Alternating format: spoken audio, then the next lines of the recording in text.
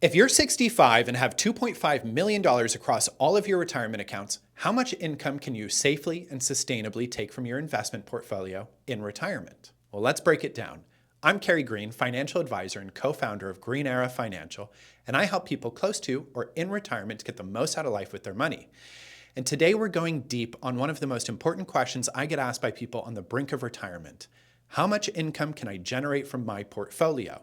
We're going to cover 2 real-world strategies, an easy way to implement these, key tax considerations, and 3 different portfolio makeup scenarios so you can walk away with clarity and confidence. Having $2.5 million sounds like a lot, and it is, but what matters more is how much of that you can convert into reliable income each year. And that depends on a few key factors. First, your age and time horizon play a major role. If you're 65 and planning for a 30-year retirement, that's a much different situation than someone retiring at 55 or 70. Then there's your investment mix, how much you have in stocks versus bonds, and how much risk you're comfortable taking. Your tax situation is another big factor because the type of accounts you hold, pre-tax, Roth, or taxable, affects how much you actually get to keep.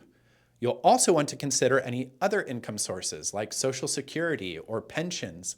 And finally, your flexibility. Whether you're able to adjust spending based on market conditions can significantly impact how sustainable your withdrawals are. Okay, now let's get into it. The most common withdrawal method is the 4.7% rule, and it works like this. In your first year of retirement, you withdraw 4.7% of your total portfolio. And then each year after that, you increase the withdrawal amount based on the rate of inflation. So, with $2.5 million portfolio, your first year's withdrawal would be $117,500. If inflation was 3%, then the next year you'd increase that to $121,025, and so on. This method is popular because it's simple. You don't have to recalculate everything each year. Just apply a percentage and adjust with inflation. It's also based on historical research, which looked at how different withdrawal rates performed over time. For many retirees, it's considered relatively conservative. But there are some downsides. The 4.7% rule doesn't adjust for market performance. If the market drops, your withdrawals keep going up, and that could accelerate your risk of running out of money. It also assumes a 50-50 portfolio split between stocks and bonds, which might not reflect your actual mix. And it doesn't factor in taxes or changing spending needs, like if you travel more in early retirement or cut back later. Now, the next strategy is the Guardrails Approach. This method gives you flexibility while still protecting your portfolio. And here's how it works. You set a starting withdrawal rate. Hypothetically, let's say 5%. If your portfolio grows by more than, let's say, 20%, you give yourself a raise. If it drops by more than 20%, you reduce your withdrawals to preserve your savings. Now, this is just a hypothetical example of how you could potentially set this up. It's a very adaptive strategy that responds to what's happening in the market. If returns are strong, you reward yourself. If they're weak, you scale back to give your portfolio a chance to recover. The big advantage here is that it balances your spending with the realities of market performance. It's more dynamic than the 4.7% rule, and it gives you guardrails to stay within so you don't overspend or underspend. But it's also more complex. You need a way to track your portfolio against these benchmarks and the discipline to actually adjust your lifestyle when markets are down, which is basically inevitable. Still, for people who want to enjoy retirement while also protecting their future, this can be a great fit. Now, the 4.7% rule or the Guardrails Approach are all fine and dandy, but there are ways to optimize how you approach this. And this is called the bucket strategy. This strategy involves dividing your portfolio into 3 buckets based on your time horizon. Bucket number 1 is for your immediate needs, generally the next 1 to 2 years, and holds cash or cash-like alternatives. Bucket 2 covers years 3 through 10 and typically includes bonds or income-generating investments. And bucket number 3 is for long-term, 10 years and beyond. And this is where you would hold things like growth assets, like stocks or equity funds. Now, the way this works is you withdraw from bucket 1 to cover your expenses and periodically refill it by rebalancing from buckets 2 and 3. This way, you're always drawing income from safer assets while giving your growth-oriented investments time to recover during market downturns. This strategy works well for people who like structure. It provides peace of mind because you're not relying on stock market performance to fund your short-term spending. It also matches your investments to your actual spending timeline, which is a smart way to manage risk.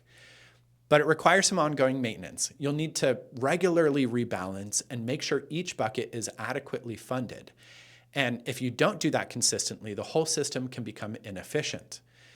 It's still potentially a great way to structure things, though. Whether you're using the 4.7% rule or the Guardrails approach, it's a great way to implement either of those. Now, let's walk through 3 different examples that show how your portfolio's tax structure can impact your take-home income in retirement.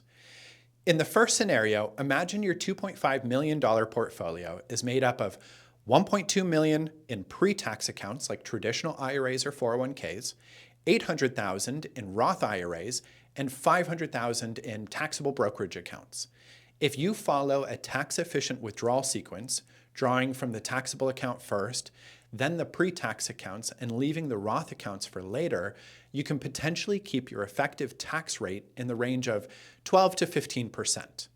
That would mean that if you withdrew $120,000 in a given year, you might keep somewhere between $100,000 and $105,000 after taxes. In the second scenario, you have the reverse structure. Instead of $1.2 million in pre-tax accounts, that $1.2 million is in Roth accounts. You have $800,000 in pre-tax accounts and $500,000 still in the taxable accounts. This gives you a lot more tax-free income flexibility. The majority of your withdrawals could come from Roth sources, and if you keep your taxable account withdrawals low, you could pay very little in taxes. You might keep between $115,000 and $120,000 of your $120,000 withdrawal. Now, for the third scenario, let's keep it simple and say that your pre-tax and Roth assets are split evenly, so $1.25 million in each. You blend withdrawals from both account types. This approach helps you keep your overall taxable income low while still preserving some Roth assets for later use.